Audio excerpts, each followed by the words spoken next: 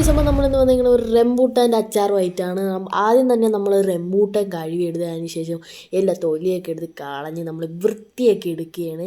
അതിനുശേഷം വൃത്തിയാക്കിയ rambutan flame ഓണാക്കിയതിന് ശേഷം അതിലോട്ട് മുളക്, വെളുത്തുള്ളി, കായം എന്നിവയെല്ലാം ഇട്ട് എണ്ണയൊഴിച്ച് ഉലുവാപ്പൊടി ഇട്ട് അതിന് ശേഷം അതിന് മുമ്പേ നമ്മളൊരു കാര്യം കൂടെ മറന്നുപോയി, കടുക് ഇടണം. അതിന് ശേഷം നമ്മൾ മുളകും പിന്നെ വെളുത്തുള്ളി, കറിവേപ്പില, കായം എന്നിവയെല്ലാം ചേർത്ത് അതിന് ശേഷമാണ് നമ്മൾ ഉലുവാപ്പൊടി ഇടുന്നത്. അതിന് ശേഷം മുളക് പൊടി ഇട്ട് വരട്ടിയെടുക്കുക നല്ല രീതിയിൽ. അതിന് ശേഷം നേരത്തെ എടുത്ത് വെച്ചിരുന്ന കായ എടുത്ത് അതിലോട്ട് ഇട്ടു.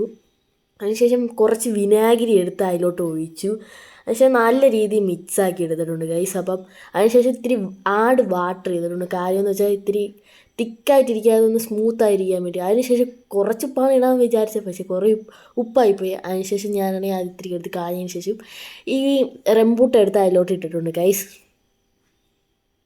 അവസാനം ഞാൻ നല്ല രീതിയിൽ ഇളക്കിയിട്ടുണ്ട് ഗൈസ്.